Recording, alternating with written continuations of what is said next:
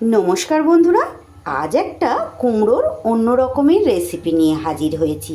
Rupa simple and daily লাইফে সবাইকে অনেক অনেক স্বাগত জানাই। বাড়িতে এই রকম কিছুটা কুমড়ো যদি থাকে, কি তৈরি করবেন ভাবছেন, তাহলে এই রেসিপিটা একবার ট্রাই করতে পারেন। যারা কোনো দিনও কুমড়ো খেতে একেবারেই পছন্দ করেন না, তারাও না বললে বুঝতেই পারবেন না এটা কুমড়োর রেসিপি। যেমন ডাল ভাতের সাথে ভালো লাগবে, তেমনই চা কিংবা মুড়ির সাথেও অসাধারণ লাগবে। তাহলে চলুন রেসিপিটা দেখে নিই। এখানে বেশ কিছুটা কুমড়ো আমি খোসা ছাড়িয়ে এইভাবে ডুমো ডুমো করে কেটে ভালো করে পরিষ্কার করে জল দিয়ে ধুয়ে নিয়েছি। এইবার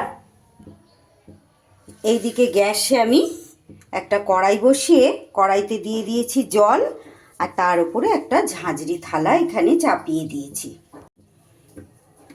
এইবার এক এক করে কুমড়োর টুকরোগুলো আমি এই থালার মধ্যে দিয়ে দেব।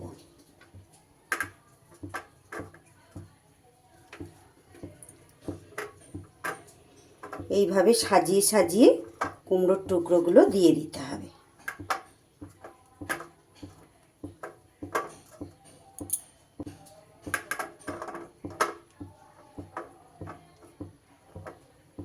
কড়াইয়ের মধ্যে কিছুটা জল আমার দেয়া আছে। এইভাবে ঢাকা চাপা দিয়ে মাঝারি টু হাই ফ্লেমে কুমড়োটা 10 মিনিটের জন্য আমি ভাপিয়ে নেব। 8 থেকে 10 মিনিট এটা ভাপিয়ে নেবার পর গ্যাসটা আমি বন্ধ করে দিয়েছি। একটু চেক করে নিচ্ছি, দেখুন সুন্দর করে কিন্তু এটা আমার ভাপানো হয়ে গেছে। একটা পাত্রে তুলে এটাকে একটু ঠান্ডা করে নিতে হবে।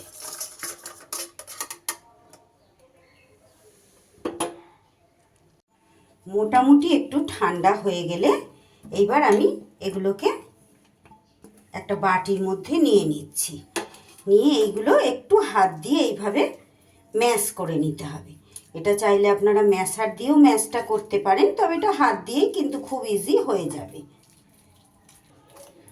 খুব সহজেই কিন্তু এটা হাত দিয়ে ম্যাশ করা আমার হয়ে গেছে। আমি এটাকে এইভাবে ভাপিয়ে নিয়েছি বলে দেখুন কুমড়োর মধ্যে কিন্তু কোনো জল অংশ নেই। আপনারা যদি জল দিয়ে ওটাকে জলের মধ্যে দিয়ে সিদ্ধ করেন কুমড়োটা, তাহলে কিন্তু একদম জল জল হয়ে যাবে। তাই এইভাবে ভাপিয়ে নিতে হবে। এইবার আমি এর মধ্যে দিয়ে দেব পরিমাণ মতো নুন,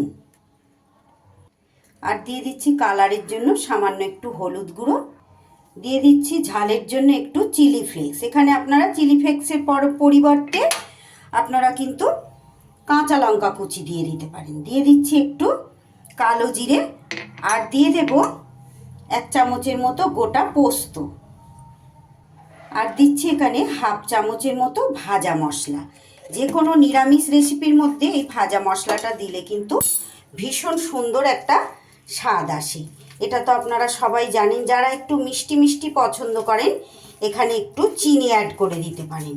খুব সামান্য একটু চিনি দিলে কিন্তু ভালোই স্বাদটার ব্যালেন্স হবে। আমি এখানে চিনি দিলাম না, আপনারা চাইলে একটু চিনি কিন্তু দিয়ে দিতে পারেন। আপনারা চাইলে এটা নিরামিষভাবে যদি না বানান, এখানে কিন্তু একটু পেঁয়াজ কুচি ব্যবহার করতে পারেন। আমি যেহেতু নিরামিষ দিনে করছি, সম্পূর্ণ নিরামিষভাবে, তাই কিন্তু এখানে পেঁয়াজ অ্যাড করিনি। ভীষণ সুন্দর একটা ফ্লেভার আসছে ভাজা মশলাটা দেওয়ার জন্য। এইবার আমি দিয়ে দেব, এখানে নিয়ে নিয়েছি 1/2 কাপের একটু বেশি বেসন। পুরোটা আমি দেব না, দেখুন এতটা রেখে দিয়েছি। 1/2 কাপের থেকেও কম পরিমাণ দিয়েছি, ওই 40 গ্রামের মতো দিয়ে এবার সুন্দর করে এটাকে খুব ভালো করে মাখিয়ে নিতে হবে। আমার চ্যানেলে নতুন বন্ধু যদি কেউ এসে থাকেন, তাদের কাছে অনুরোধ, আমার রেসিপিটি ভালো লাগলে আমার চ্যানেলটা সাবস্ক্রাইব করে আমার পাশে থেকে যেতে পারেন। আর ফেসবুক থেকে দেখলে আমার পেজটা একটা ফলো করার অনুরোধ রইল। আমি প্রত্যেক দিন কিন্তু এই ধরনের খুবই অতি সাধারণভাবে তৈরি করি রেসিপিগুলো, কিন্তু ভীষণ লোভনীয়। প্রত্যেক দিন এই রকম বিভিন্ন রকমের রেসিপি আমি শেয়ার করে থাকি। আশা করি আপনাদের দেখলে ভালো লাগবে। আমার আজকের রেসিপিটি ভালো লাগলে একটা লাইক করে দেবেন, ছোট একটা কমেন্ট করে জানিয়ে যেতে ভুলবেন না বন্ধুরা যে আপনাদের কেমন লাগলো। ভালো লাগলে অবশ্যই এইভাবে বাড়িতে ট্রাই করবেন আর বন্ধু বান্ধবীর মাঝে শেয়ার করে সকলকে দেখার সুযোগ করে দেবেন। আপনাদের একটা লাইক আর একটা কমেন্ট আমাকে নতুন নতুন ভিডিও তৈরি করতে অনেকটা উৎসাহ যোগায় আর আমার ভিডিওটাকেও কিন্তু অনেক দূর পর্যন্ত এগিয়ে নিয়ে যেতে সাহায্য করে। নতুন বন্ধু, পুরনো বন্ধু, সব বন্ধুদের জানাই অসংখ্য ধন্যবাদ আর অনেক অনেক ভালোবাসা আর অনেক শুভকামনা।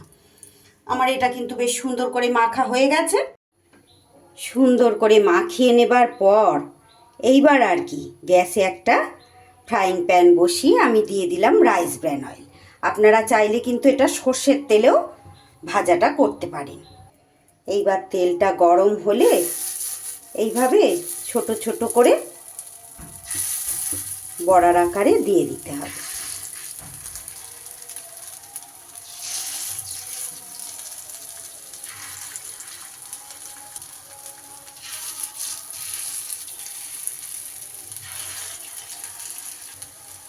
নিরামিষ দিনে তো আমাদের একটু রান্না খাওয়ার ঝামেলা বেশিই থাকে বন্ধুরা। এই রকম যদি একটা ভাজা থাকে তাহলে কিন্তু ডালের সাথে এরকম 2 পিস ভাজা থাকলে আর মনে হয় কিছু লাগে না। যারা কুমড়ো খেতে পছন্দ করেন না তারাও কিন্তু খুব মহানন্দে খেয়ে নেবে। বেশ মাঝারি আঁচে সুন্দর করে এবার উল্টে পাল্টে লাল লাল করে মুচমুচে করে একদম ভেজে নিতে হবে।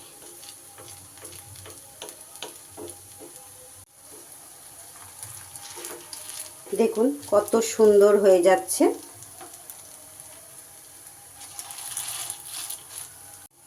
ফার্স্ট ব্যাচেরগুলো কিন্তু সুন্দর করে আমার ভাজা হয়ে গেছে। এবার এগুলোকে আমি তুলে নেব।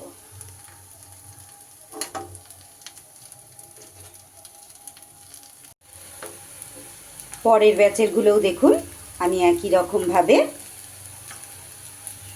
দিয়ে উল্টে পাল্টে এইভাবে ভেজে নিচ্ছি। রেসিপিটি ভালো লাগলে প্লিজ বন্ধুরা একটা লাইক করে দেবেন, ছোট একটা কমেন্ট করে জানিয়ে যেতে ভুলবেন না।